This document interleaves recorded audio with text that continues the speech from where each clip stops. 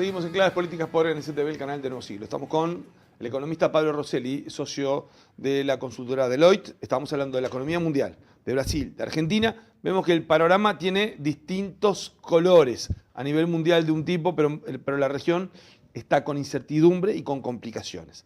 En ese marco, ¿qué podemos esperar de Uruguay este año de crecimiento y para el año siguiente? O sea, ¿cómo vamos a llegar a las elecciones en materia de economía, de producción, de empleo? Bien, recién en el primer bloque decíamos que el boom de commodities terminó en 2014. Eso para Uruguay implicó que las tasas de crecimiento de la economía uruguaya han bajado significativamente respecto de las que vimos en el periodo que fue desde 2003, 2004 al 2014. En aquel periodo crecíamos a tasas de 4, 5, 6% anual. Desde 2015 para acá, la economía uruguaya más o menos está creciendo a tasas del 2% anual, y probablemente ese es el pronóstico que tenemos que tomar por delante para 2018, 2019. Nuestras proyecciones en Deloitte hoy son del orden de 2,5% promedio anual, pero digamos, vamos a estar observando los datos del segundo trimestre que se van a publicar en unas semanas, y ahí evaluaremos si tenemos que ajustar un poco las parece que no proyecciones. son buenos, ¿no? Pero parece que los datos no son buenos. Hemos visto un deterioro significativo de la confianza del consumidor, que es un indicador que tiene que refleja bastante bien la marcha de la actividad económica, con lo cual tenemos riesgos de que esas proyecciones de crecimiento de en torno a 2,5% anual sean revisadas a la baja en general por todos los colegas. Pablo, hablábamos hoy de cuando hacías referencia a la economía mundial sobre el tema de tasas de interés, las tasas de interés a las cuales Uruguay se financia, que están subiendo. Entonces, pero estuvieron muy bajas. Eso nos permitió financiarnos, pero nos financiamos en un momento que también seguíamos teniendo un déficit alto. El déficit hoy aparece en torno al 4 puntos. Eso, ¿es la proyección de que se mantenga en eso, que pueda subir?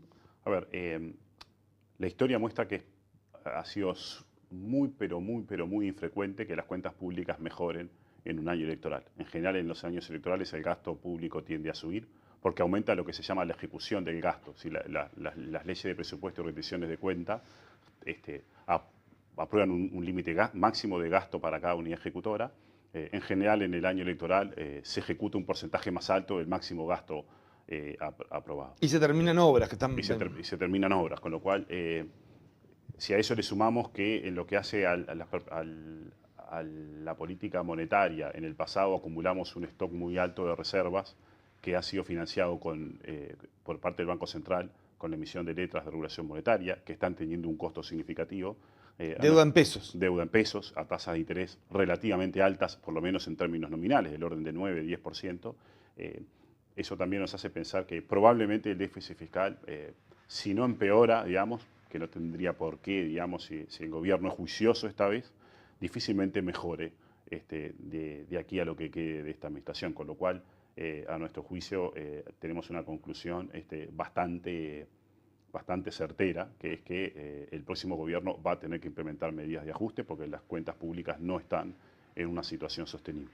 Sin perjuicio de que la estructura de la deuda pública es sumamente sólida, porque la deuda pública está pactada a plazos muy largos, porque el gobierno tiene la deuda está pactada casi toda a tasas fijas, con lo cual este escenario de suba de tasa de interés que estamos observando en el mundo tiene impactos mínimos. O sea, en el stock, en la deuda ya contraída es una tasa fija, con lo cual si aumenta la tasa de interés no importa, pues ya está la tasa. Muy poquito por año termina aumentando ese. Pero todos los años hay que financiar el déficit y renovar la deuda. Emitir deuda para la que financia, y eso es a tasas más caras. Y eso es a tasas un poco más caras. Pero desde el punto de vista de la estructura de financiamiento, Uruguay está sólido. Deuda a plazo largo, tasas de interés fijas, abundantes reservas, líneas contingentes con los organismos multilaterales de crédito. Por eso, en ese sentido, ¿no ves que haya problema para lo que es la calificación de deuda, el investment grade? A ver, las razones que las agencias calificadoras tienen o pueden tener para mantener o sacar el grado inversor a Uruguay son variadas, digamos. Pero claramente este elemento, a nuestro juicio, es una fortaleza importante. Claro. De todos modos, el nivel de déficit fiscal es preocupantemente alto, no está en línea con la calificación que tiene Uruguay. Estamos con inflaciones también relativamente altas, con lo cual podría haber en algún momento alguna agencia que entienda que la combinación de elementos no es suficiente para mantener el grado de inversión. Claro, el tema del Ahora, déficit, más allá de el tema del si eso déficit pasa, no es que sea solo alto un 4 puntos del PBI, sino que es todos los años.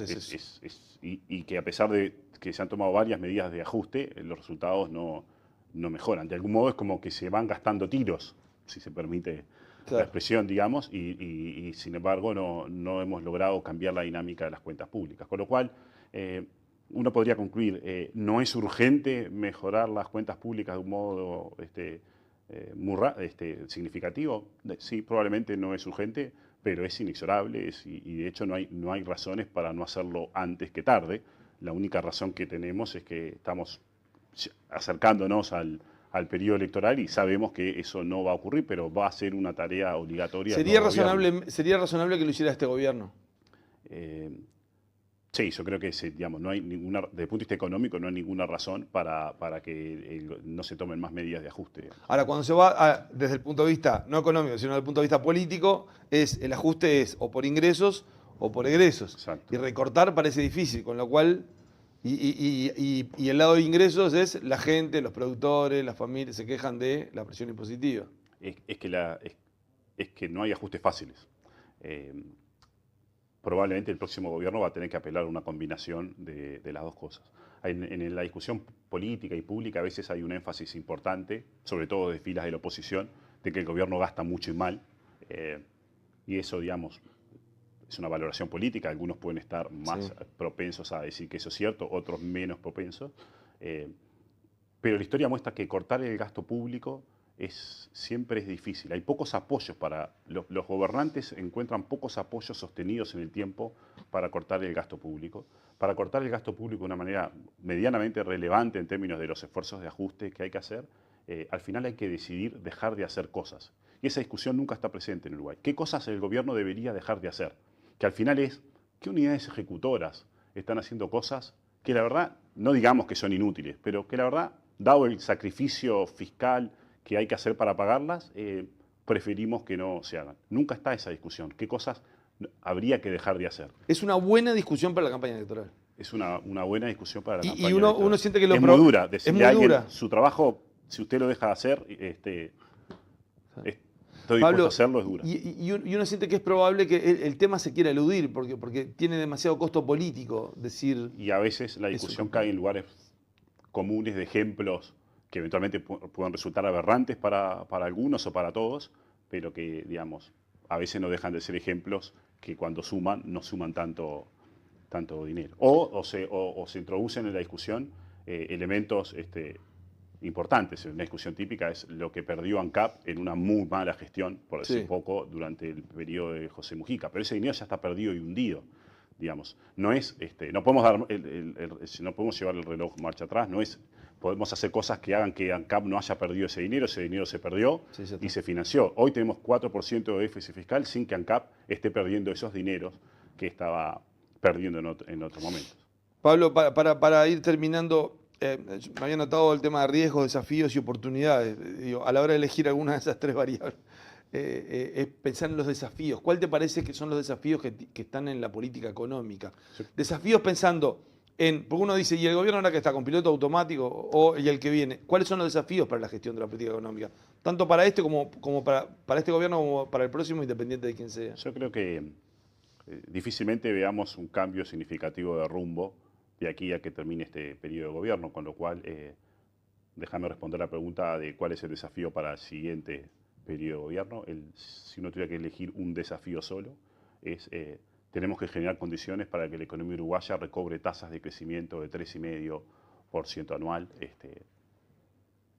que no las estamos observando ya hace 4 años.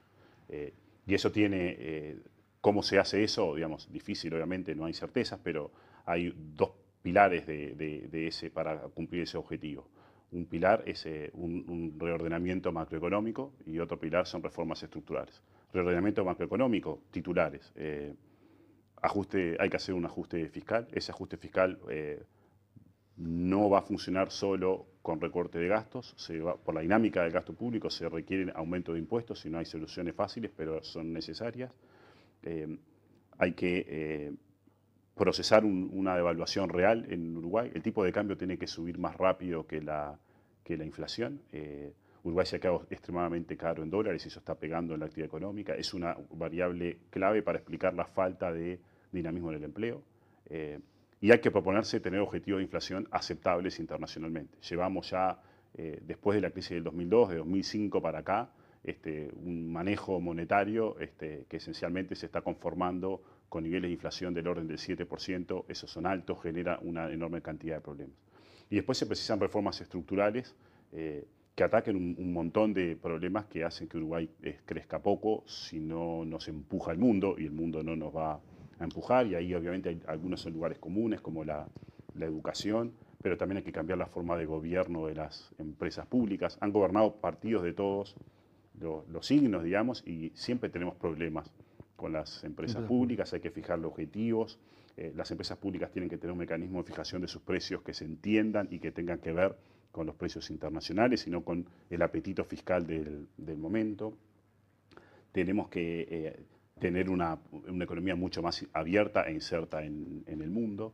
Tenemos que mejorar, dije, la educación, la seguridad, pero no vamos a mejorar ni la educación ni la seguridad si no dedicamos muchos recursos a combatir la exclusión social. Buena parte de los problemas que estamos observando en seguridad y en educación, una parte tiene que ver con la mala gestión o los errores de gestión que podemos achacarle a cada uno de los sistemas, al Ministerio del Interior, Sí, claro. a la ANEP, digamos, pero también hay una parte que es la enorme exclusión social que hay en Uruguay, y eso requiere de muchos fondos. ¿Qué problema, Pablo? Porque el asunto es hacer un ajuste fiscal por un lado y por otro lado precisar más recursos. Bueno, O sea que el ajuste es más grande que para solucionar el equilibrio macroeconómico, sino para generar recursos para poder atender esas reformas. ella ya es una opinión personal, digamos, y no todo el mundo la tiene por qué compartir, pero si Uruguay va a abordar una reforma importante de su sistema educativo, de la seguridad y de la exclusión social, se requieren más impuestos. No van a aparecer esos recursos solo de recortes de gastos. Y si no hace eso, vamos a seguir empantanados con un desempeño económico y social pobre.